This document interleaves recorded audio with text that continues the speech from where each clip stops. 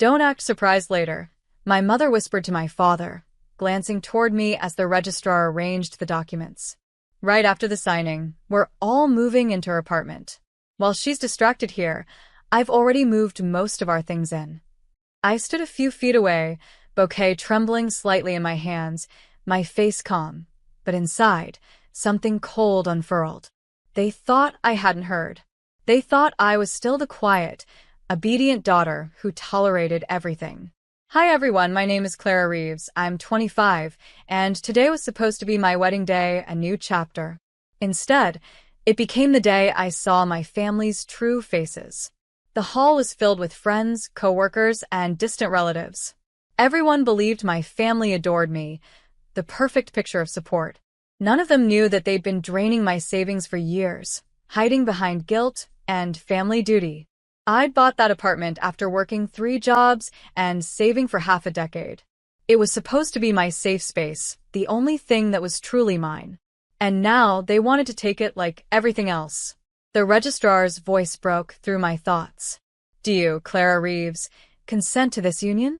I glanced at my family, at my mother's smug smile, my father's expectant nod, my brother's arrogant smirk, all waiting to celebrate what they thought was another victory over me. I smiled. Calm, composed. Yes, I said, my voice steady. But not to the man you think. The room fell silent, and that's when the laughter began. Every head in the room turned toward me. Even the registrar froze mid-pen stroke. My mother blinked, her confident expression faltering. What do you mean, not to the man we think? She demanded, voice cracking just enough to betray her panic. I let the silence stretch for a moment, savoring the confusion that had replaced their arrogance. Then I spoke evenly. I mean, I'm not marrying Daniel Carter, the man you picked because his father owns half of your company.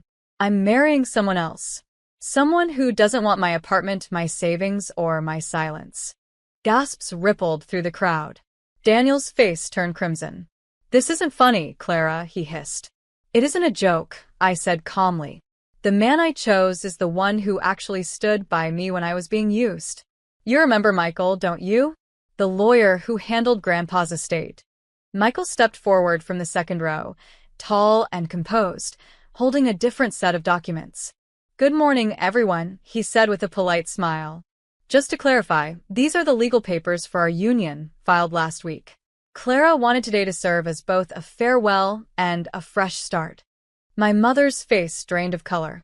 You can't do this. We made plans. I tilted my head. Exactly. You made plans about my money, my apartment, my future. I simply made my own. Murmurs turned into laughter from the guests, not cruel, but approving. My father muttered something about embarrassment and appearances, but for the first time in years, I didn't care. Because this time, I wasn't the one being humiliated. My mother's lipstick-smudged smile twisted into fury. You've lost your mind, Clara. That apartment was for all of us. You promised we'd live there as a family. I turned to her slowly. No, Mom. I promised I'd help until you got back on your feet. But you never wanted stability, just control. Michael placed a thin leather folder on the registrar's table. These, he said evenly, are notarized transfer papers, legally securing Clara's apartment, bank account, and business shares under her sole ownership. Effective today. My father lunged forward. You can't. Those funds are family assets. Michael didn't even blink. Mr. Reeves, the accounts were opened in Clara's name with her independent income. You've been accessing them using a power of attorney she revoked 3 weeks ago. The room fell deathly silent. My brother scoffed. You're bluffing. I turned to him, my voice razor-sharp but calm. Check your account balance, Aaron. He frowned, pulling out his phone. Seconds later, his expression collapsed. The joint card, it's frozen. Yes, I replied. Consider it part of the new budget plan. Whispers spread through the guests. My aunt leaned toward another relative. She finally stood up to them. I overheard.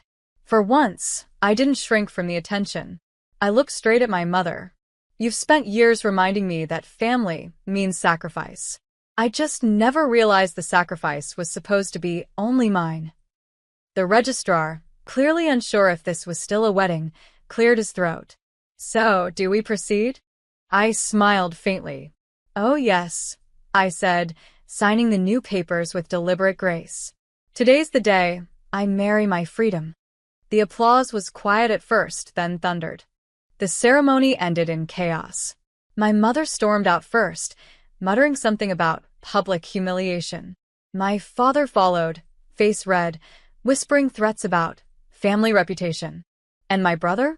He lingered just long enough to sneer, "You'll regret this, Clara." But I didn't. The moment I stepped outside the registry office, a rush of cold air hit my face, clean, freeing, and real. Michael took my hand gently. "You handled that better than I expected," he said with a small smile. "I've had years of practice," I replied. "They trained me well, in silence, endurance, and pretending everything was fine." We walked to the parking lot where my family's car used to be parked. It was gone. Typical. They'd left me stranded before. Only this time, I wasn't stranded. I had a plan. Michael opened the passenger door of his car and handed me an envelope.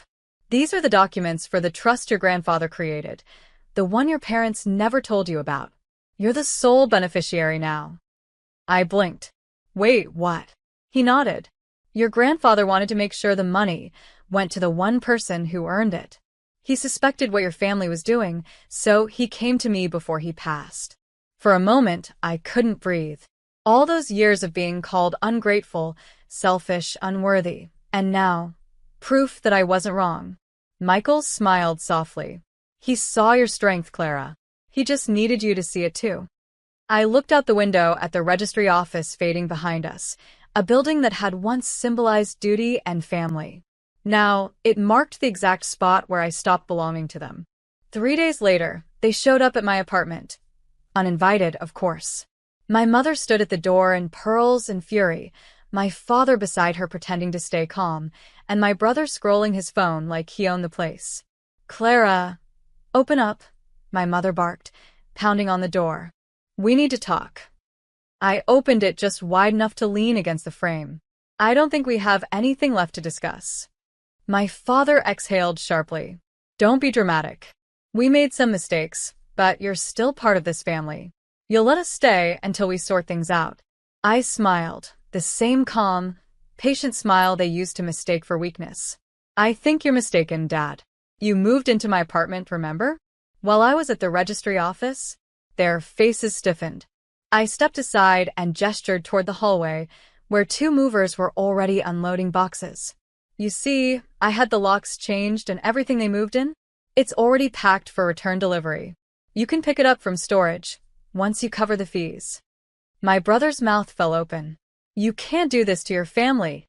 "Oh, but I can," I replied evenly. "Because family doesn't drain your accounts, steal your home, and call it love." My mother tried one last time. "We're your parents." I met her gaze coldly. "Then you should have acted like it when I needed parents, not tenants." The door clicked shut behind them, their stunned silence echoing down the hallway. Inside, for the first time, the apartment felt truly mine. Quiet. Safe. Freedom had a sound after all. It was peace. A week passed before I heard from them again. This time, it wasn't shouting at my door, it was silence. The kind that comes when people realize the game is finally over.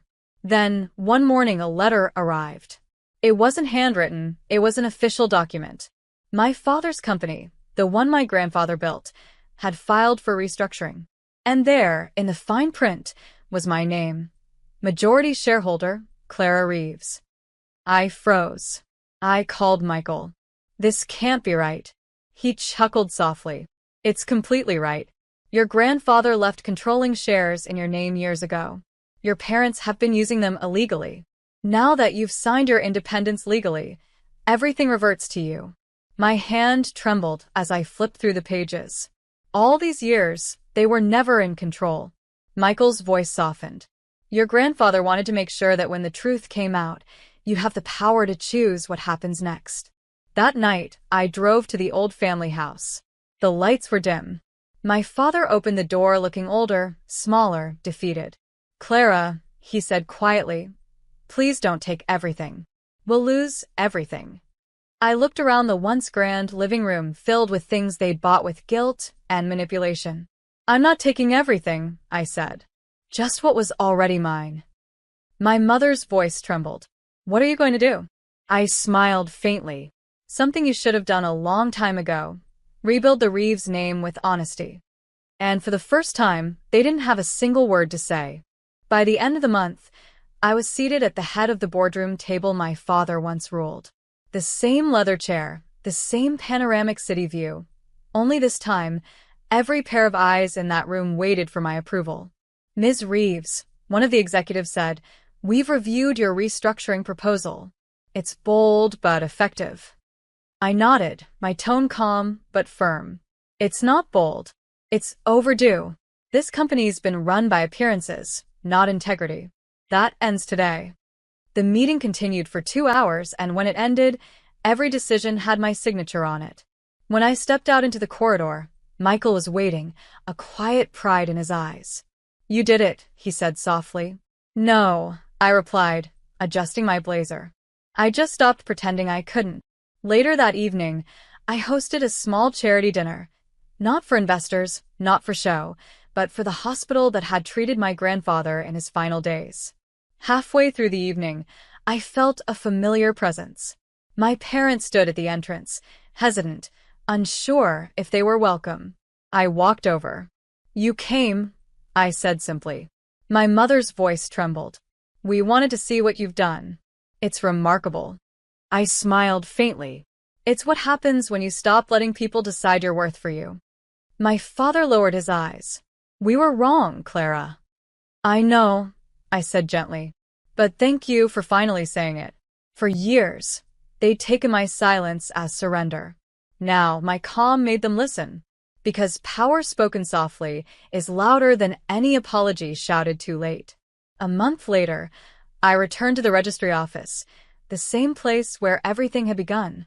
Only this time, I wasn't the naive daughter pretending not to hear my family's schemes. I was Clara Reeves, CEO, majority shareholder, and the sole legal owner of everything they once controlled. Michael stood beside me, calm and proud as the clerk handed me a final set of documents. These will finalize the asset transfers, she explained. After today, no one can make any claim on your estate. I signed my name slowly, the pen gliding with the ease of closure. Outside, my parents waited, not with arrogance this time, but uncertainty. My father spoke first. We lost ourselves somewhere chasing money and pride. I just hope you don't lose your kindness. I met his gaze evenly. Kindness doesn't mean letting people break you. It means forgiving without reopening the door. My mother's eyes glistened. You've become someone we can't even recognize. I smiled softly. No, Mom. I've become exactly who I was supposed to be. You just never looked close enough. When I walked away from them, the air felt lighter. For the first time in years, there was no guilt. No fear. Just peace. Michael slipped his hand into mine. You okay? I'm more than okay, I whispered. I'm free. As we drove down the coastal road toward the setting sun, I thought about my grandfather, the only one who'd ever believed in me. And I finally understood why he'd trusted me with everything.